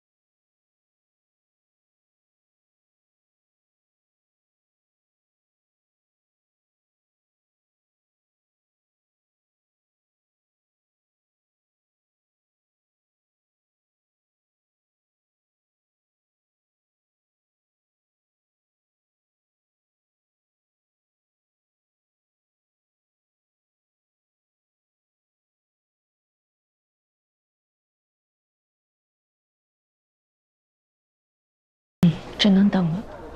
今天谢谢你。不用谢我，其实你也清楚，我之所以愿意接这台手术，是因为根本没有任何医生愿意接。我也是因为我们的私人关系。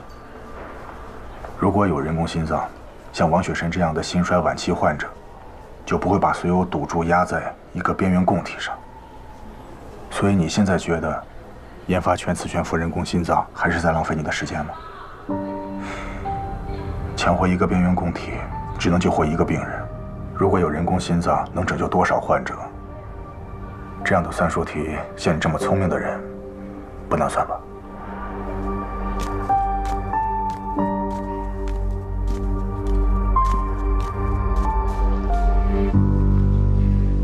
这个心脏能不能移植，只能等。也许明天，也许要等很久。最终能不能用，也不知道。所以，不要寄予太大的希望。唐医生，这颗心脏会没事的。不要过于乐观。不是乐观，是因为有你在，所以我有这个预感，心脏会没事的。我等你的好消息。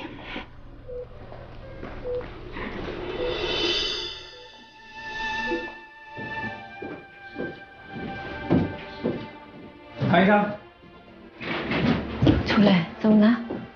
谭医生，雪纯她一直留着从克梅德出院的时候和你拍的合影。我女儿小萌问你是谁，她就会跟小萌说，就是因为这个阿姨，她才能继续陪小萌玩，不是要给您压力或别的，就是我女儿还在家里当妈妈呢。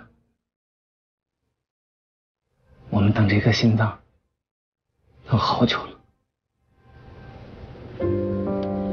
我明白。情况有变化吗？还没有。今天晚上我留下吧，我在这守着。不用了，我留下了。那也好，有什么事儿随时给我打电话。辛苦。主任，其实今天你能做开箱取栓这个决定，我挺意外的。你的能力大家都有目共睹，不过我心里一直有一个疑问。明人不说暗话，我就直说了。我之前看见你和刘副院长拉拉扯扯的，其实不用我说你也清楚，你们俩这不清不楚的关系，全院的人都看得见。其实对于这件事，大家都挺介意的，毕竟靠关系上位它不光彩。不过我想，你应该有自己的理由。如果你愿意去说，我还有众命组的所有人，我们愿意去听，我们愿意重新认识你。好，那我就解释一下。你说。4个字。关你啥事儿？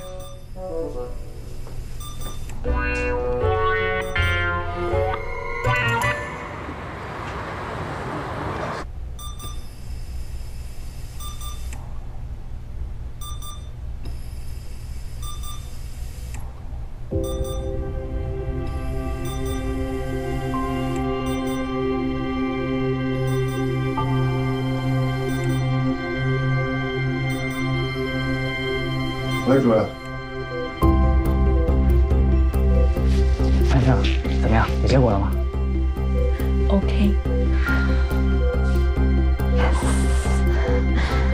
这次供体情况有点特殊，我亲自去取，顺便看一下心脏的情况，确保供体没问题，再推王雪纯去手术室。你现在跟龙湘东会合，我在手术室等你。哎，好，主任。哦，对了，百炼。欧阳处长应该在特护病房，你去跟他说一声，重新把供体录入到移植平台，这样分配才符合要求。好的，主任。去吧。袁瑞马上就要进手术室了，两位和他告别一下吧。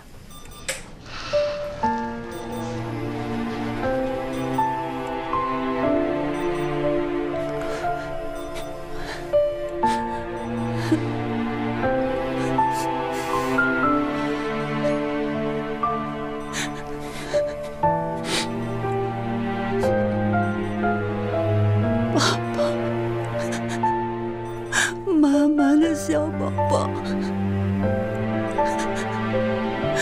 再见了，宝宝，是妈妈错了，妈妈对不起你啊，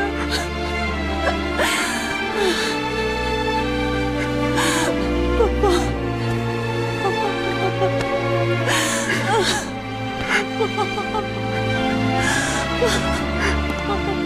宝贝，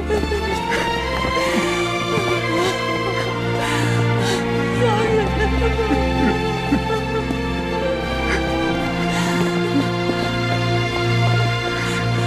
欧阳医生，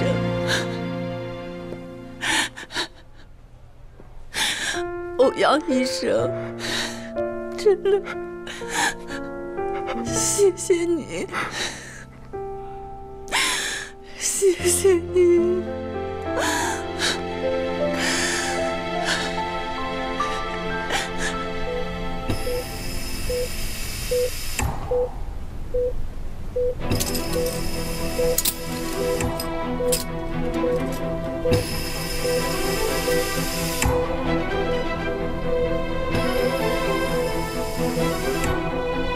供体没有问题。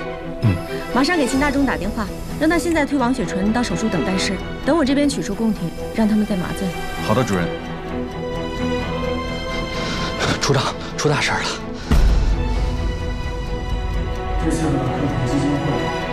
刘院长，我有事情跟您汇报。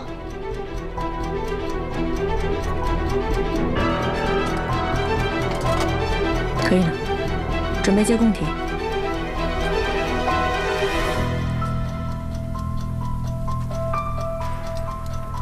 马上给秦大中打电话，他们可以准备了。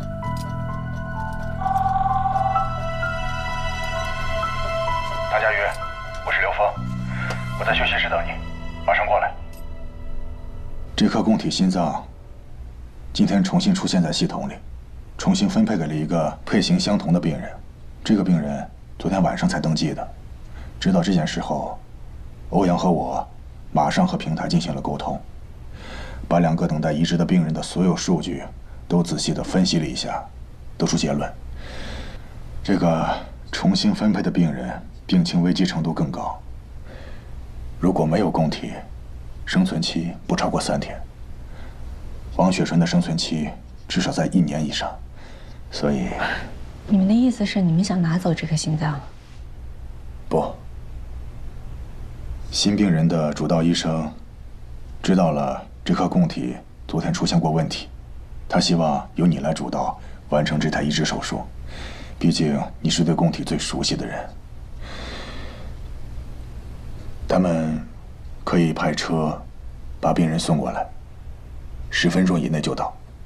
他们也是怕供体瑕疵影响移植存活率。我没有办法接受，这个心脏是我病人的，我现在要给他做手术。唐佳瑜，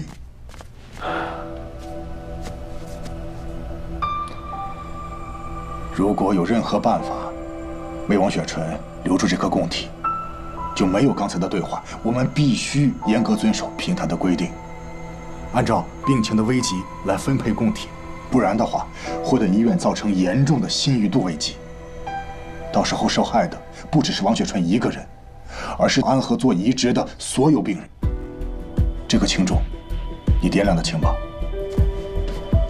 刘峰，规矩是死的，人是活的。现在王雪纯就在手术等待室，你们让我怎么跟她说？我说昨天因为我没有放弃我的努力，想让她得到这颗心脏，现在反而让她失去移植的机会，是这样说吗？你们教教我。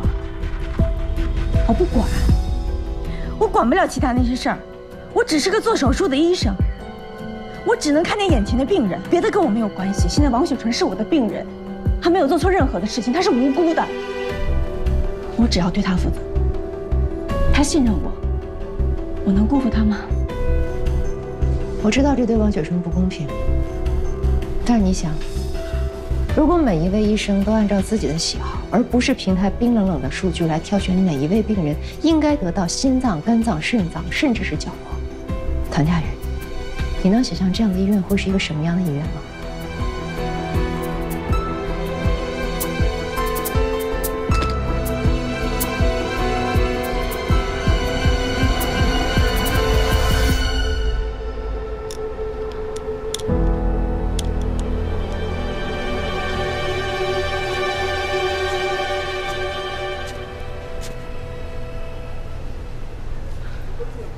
我都听说了，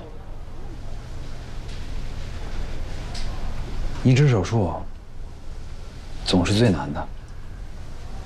以往的移植手术总是需要一个病人的死亡和捐献来拯救另外一群病人，而今天你这台，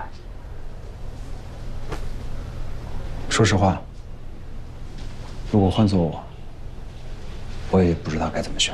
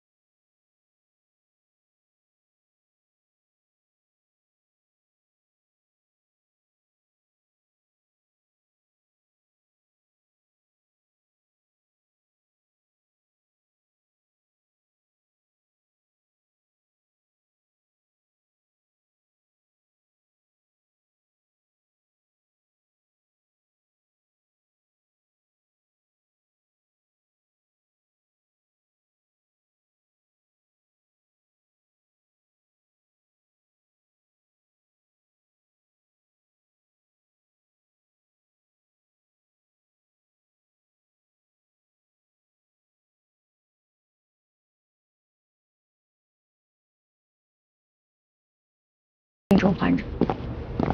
虽然器械研究不是我擅长的领域，但是人工心脏的研发，我愿意加入。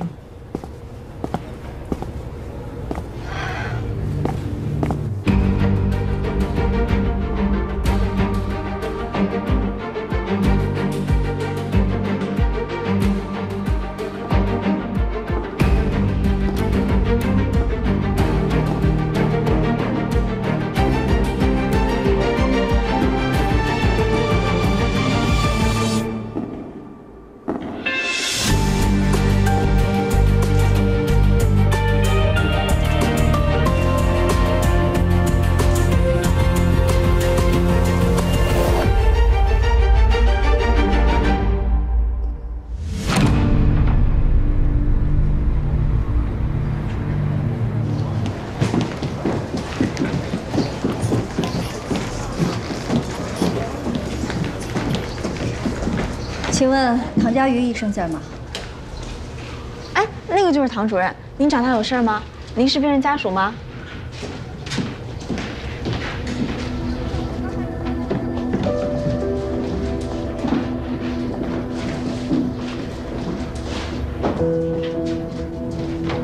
哎，那不是刘副院长的老婆吗？她怎么来了？